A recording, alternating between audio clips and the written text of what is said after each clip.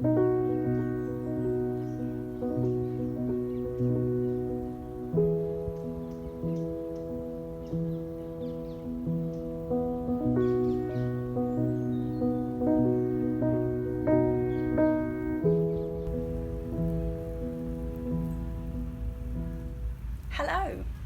another week begins.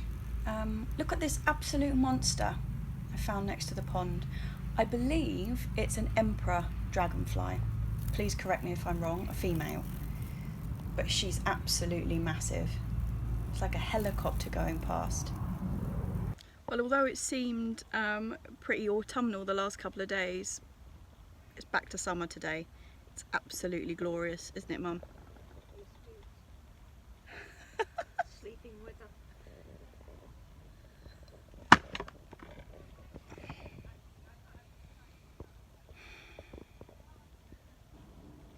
Well, I'm in the polytunnel and having a look around, I think it might be time to pick the monster tomato. God, it's so heavy. Ah, it's beautiful. Look at that. That's a whopper. I'm looking forward to weighing that when I get home. It's a beast. Okay, that is just gorgeous.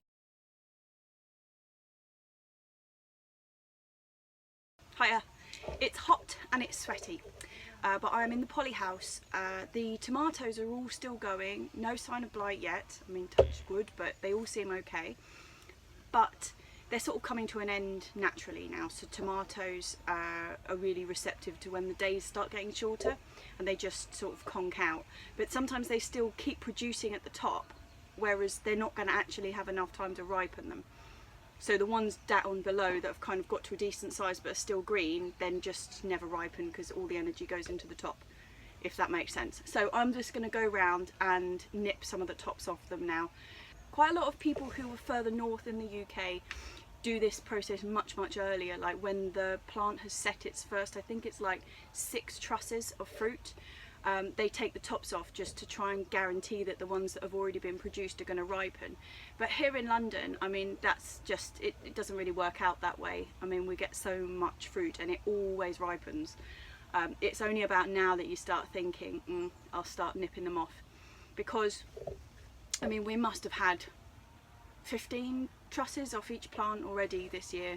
So, one of the things, I find it really odd that when you pick up a like gardening book or a allotment sort of manual type book where it's telling you times to sow stuff and times that you need to be pulling things out and when you should be pruning stuff back. I mean, yeah, it's a really handy guide, but basically it totally depends where you are. I mean, if you're in London, I mean, we are not only in London, but we're on like a south facing slope of Richmond Hill, which is a huge hill, and it's really warm, so we just kind of have to adapt to what things are. I mean, and if you're in a valley somewhere that catches all the frost really early, you have to kind of do it that way. Yeah, sorry, that was total tangent. I was just going to prune the tomatoes, wasn't I? While I'm in here though, I'm pretty excited because the chilies, which have been growing like maniacs and producing masses of fruit but not really colouring, are colouring. Can you see that chap? Can you see how yellow he is? Ooh. I'm really excited. And there's also, we've got a couple of the orange habaneros have gone orange. I'll show you that in a second. And the big long, like, what are they called? Romano peppers at that end are all going red. So yeah, I'm pretty excited. Everything's starting to shift. I love that changeover from like the tomatoes at the back, and then as they start dying back, all the chilies start happening, and basically it's just really exciting. I'm just really excited. Still September and I'm still excited. Right, I'm going to stop just talking bollocks and do this.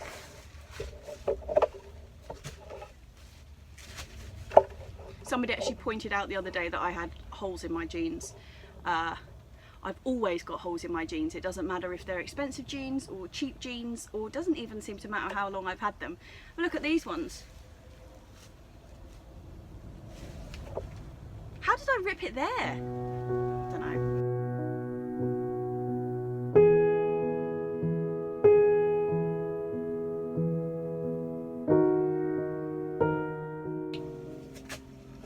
So one thing that is really good about this Sun Gold cherry is that although I'm chopping a load of them off, they ripen so easily, like on a window ledge. So I'm just going to take this truss off, stick it on the window ledge at home, and it should go orange if there's any left.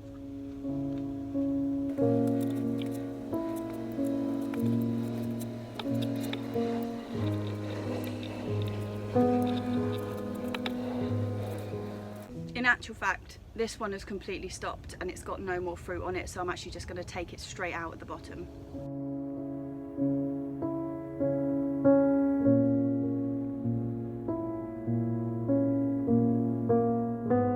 You see, sometimes you get ones like this, which is a whole truss.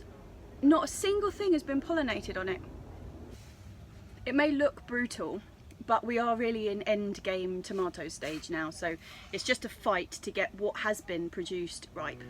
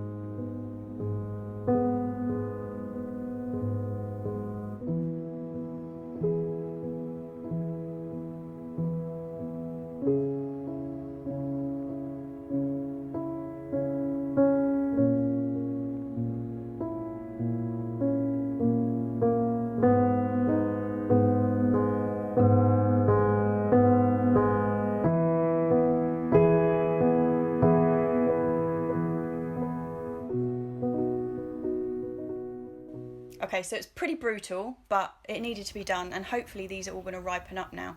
What it also does is let in much more light to the back of the chili plants where the sun is in the evening. And hopefully all these guys, this is Japanese black, hopefully they're all going to ripen up. This is garnet, still going strong, and a couple of the big boys.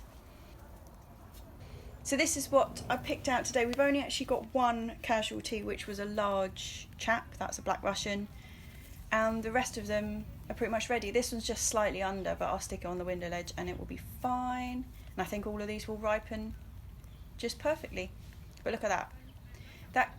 The sap that you get on your fingers from chopping back tomatoes is extraordinary. It goes like a crust on your hands. So before I close the polytunnel door, I'm just going to take some chilies home with me today. This is a hot lemon, which is one of my absolute favourite chilies. And I'm also going to take home one of the orange habaneros. Gorgeous.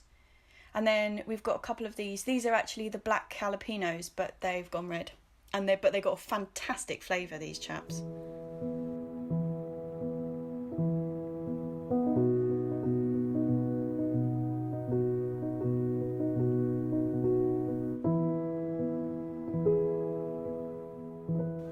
Good afternoon. It is Friday today and I'm going to be doing some more seed saving. So mainly today it will be flower seeds from the wildflower garden, and also I want to grow some calendula next year, or more calendula next year. And there's a chap just up the way, kind of that direction, who grew masses of it this time, and he said I can just come along and take some of his seed heads. So I'm going to be doing that.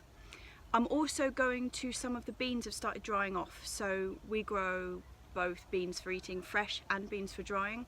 So fresh beans is sort of runner beans and French beans.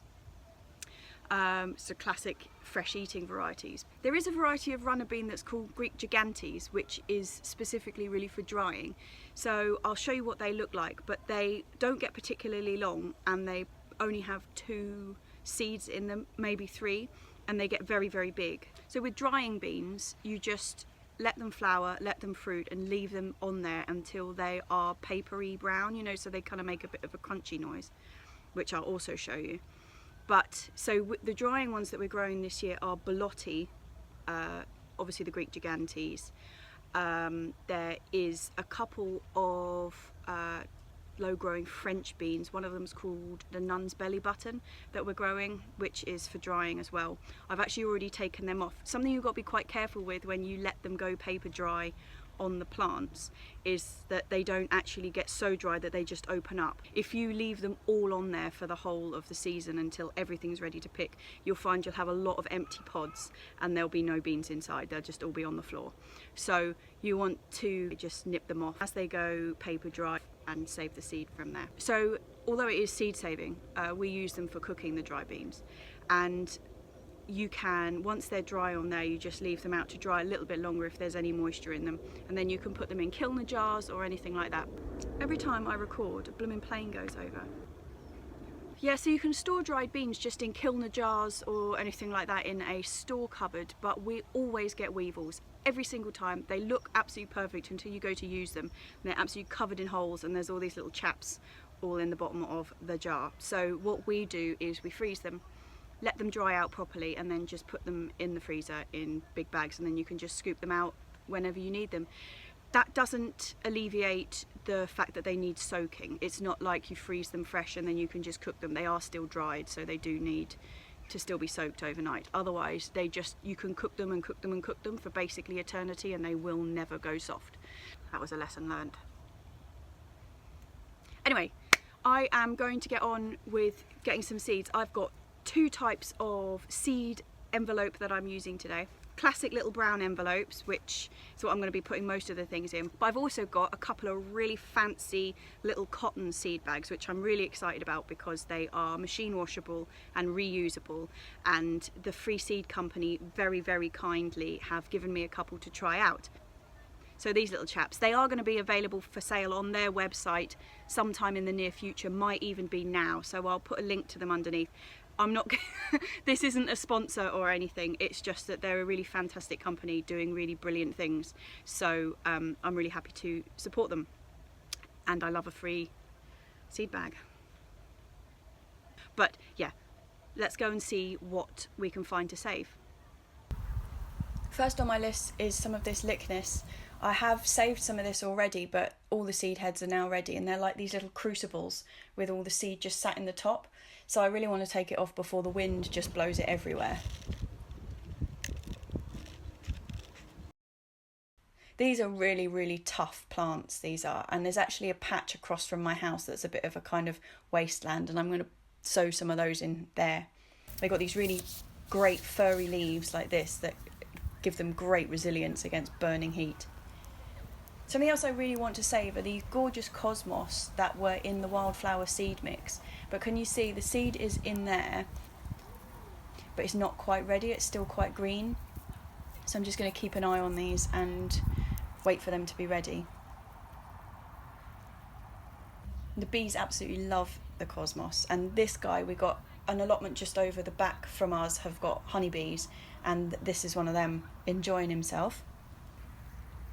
Something else I want to save is the cornflowers, but I have actually got packets and packets and packets of these because I sowed them about this time last year and then planted them in as plug plants in the wildflower mix. They've been really successful, and then there's lots of little bits and pieces in and around that I'm going to save, not as individual varieties. I'm just going to put them all in envelopes together and kind of create my own wildflower seed mix and hope for the best, really. It's been really successful this year.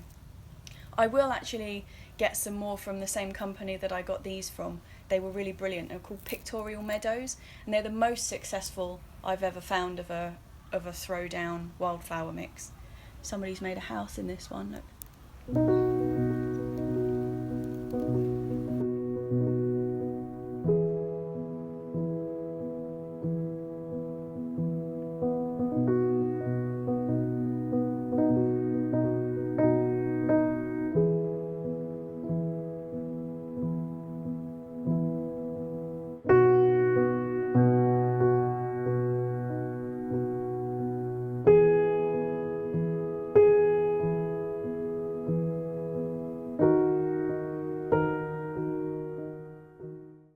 Okay, so I've come up the path to the chap up the roads, and these are his calendula. So easy to save, just as they dry, you just take a whole handful. The seed is inside these little kind of curly capsules, so when you pull them off, you just want to take them as a whole handful and dump them in the bag, and then separate them out later on, because there's no way you can separate them straight off the plant, because you just lose all the seed. Something else I'm saving, this is Chervil. We sowed this from seed earlier in the year. This is it green, and then as it goes dark, this is when it's ready to collect. Isn't it beautiful? This is actually quite delicate, so I'm not going to try and shove this in a bag just out here.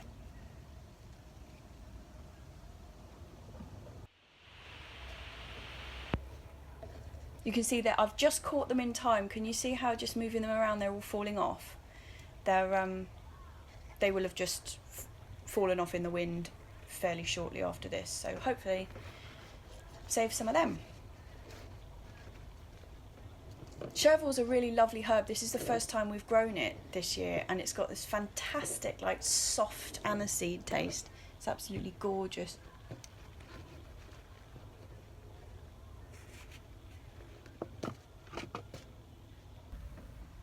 So what I was saying about the calendula seed, just tip this in here. You'll see what I mean. It's got like these curly round bits here, the paler ones. That's not actually the seed, that's the cap that was enclosing the seed. And then in the bottom, can you see the little brown curly ones that look a bit like sort of dried caterpillars that have curled over? That's the actual seed. So with these rockets, I've missed quite a few of these. Can you see these ones have already lost their seed? I left it a bit long here. So quite a lot of them are going to be coming up in the spring. But rather than emptying these straight out into the little seed packets, I'm just going to collect them all, and then I'll sort them out later in the shed, because each of the pod tends to have a kind of effect and just throws them everywhere, and you don't get any in the envelope.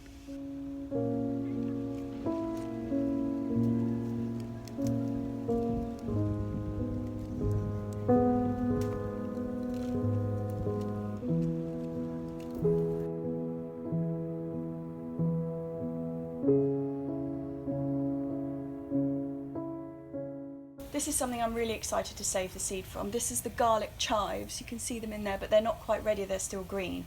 But I've had no success sowing this from bought seed, so I'm hoping my own saved seed is going to be more successful, because they're a fantastic herb. I'm just going to talk about beans for a minute. We normally grow all our beans for drying on an arch together.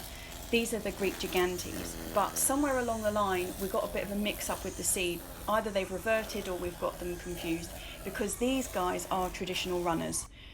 We're just letting them all dry on there because it's too difficult to pick. But I'll show you what they look like in a second. This is, you can see they're quite distinctive, the Gigantese. Also on this arch we've got the Borlottis. We had really looked like we weren't going to get hardly any of these this year, but they're having a bit of a late flush, so fingers crossed we'll get a good harvest of them. These ones are coming along really nicely actually, and these ones look ready to pick, which is pretty good. So these are the two runner beans together, the one that's specifically designed for drying and cooking and one that's not. This is the reverted one, and this short one is the Greek Gigantese. The only major difference is sort of the bean colour. So the Greek Gigantese is a beautiful white bean that cooks like a butter bean, and the reverted runner, although totally edible, you can eat them exactly the same, they cook to, although they look stunning like this, they cook to a kind of grey corpse colour, which isn't as nice, but we're going to save both anyway. And these are the Nun's Belly Button beans. Didn't have very many of these to try out this year, and so what we've done is grown all of them for drying, and we're just kind of building up our stock, and then hopefully next year we will have enough to try cooking with them.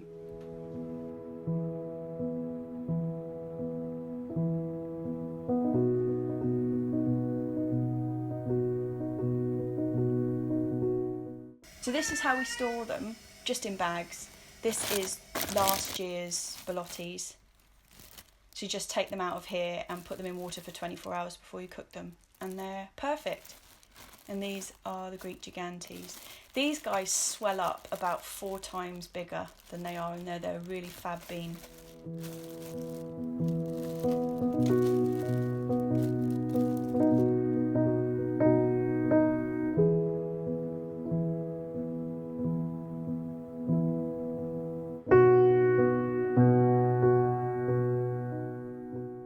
Right, good morning. Good morning. Out the way, Annie.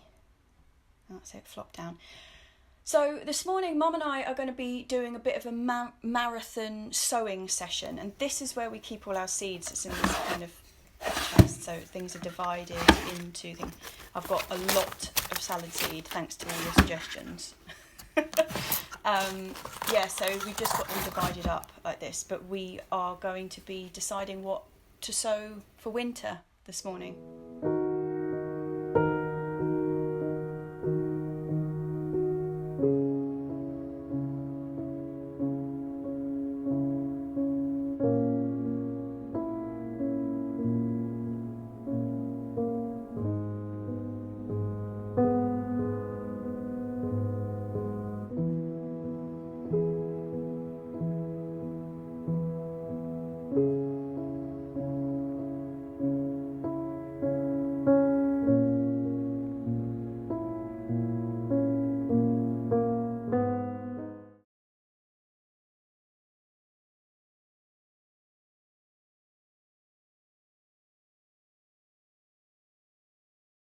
Well, we're not short of a packet of seed, to be honest, but these are the ones I've decided I'm going to be sowing over the next couple of days, probably not all today. It's a mixture of chard, some more spring onions. I've got 2 types of turnip, which is a yellow one and a white one, 3 different types of beetroot, and an absolute load of lettuces, some of which are the ones that you recommended to me, not last week, the week before, so thank you for that. Most of these are going to be sown in, just bog standard cells, and they're going to be grown in the polytunnel or into the bed that we've got a big cloche that goes over the whole thing. So that's the 2 main areas that these are going to go.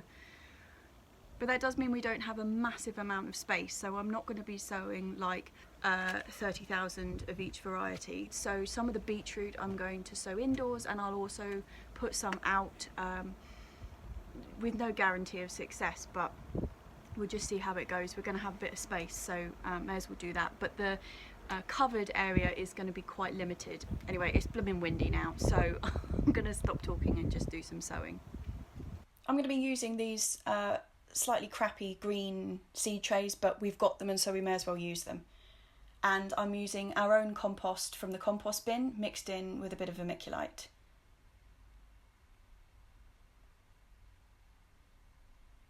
The first thing I'm going to be sowing is beetroot.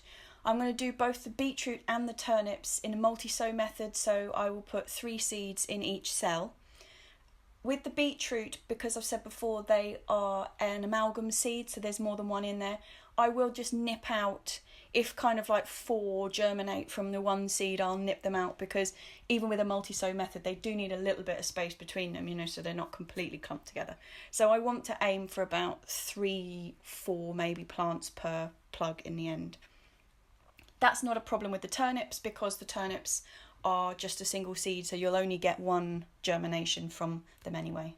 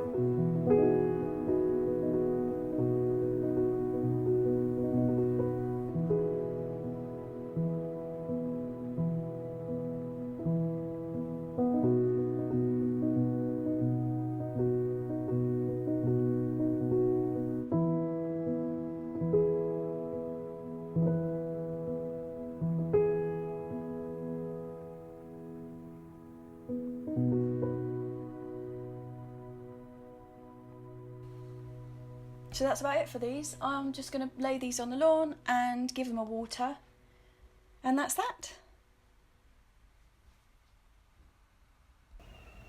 Well, good morning.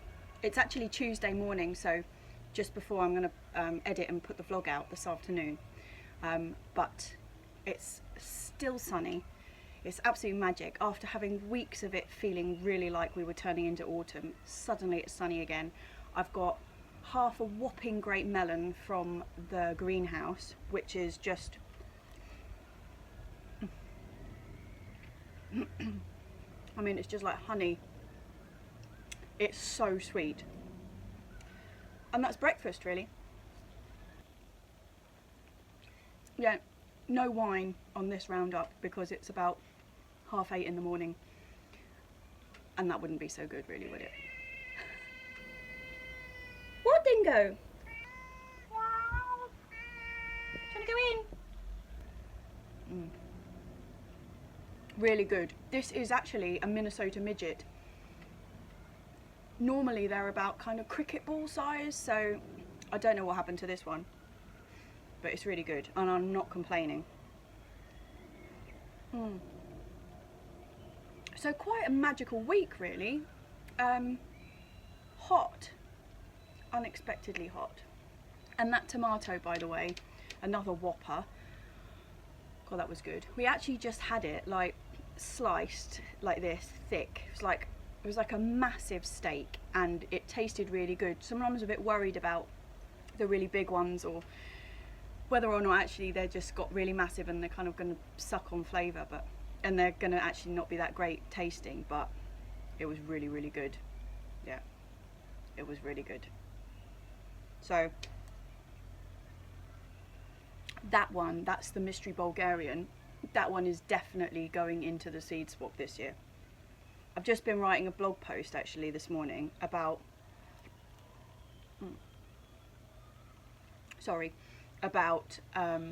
saving seed and what you can and can't save, which is basically anything that's got a male and a female flower separately on the plant. You can't really save the seed because they're going to be a bit promiscuous, and whatever you get out the other end isn't going to be true, which can be exciting, you know, like your own pumpkin mystery variety, but actually what you tend to get is pretty poor quality fruit. So I mean, if you've got the space and you just fancy a go, why not? But actually it's not really worth it. And I've also been writing about F1 varieties, because a couple of the tomatoes I've grown this year, actually only one, is an F1 variety. You can't save the seed from F1s because they're a hybrid. So they are a direct cross between two unnamed varieties that only the people who own the variety, they're the only ones who know what the two varieties are.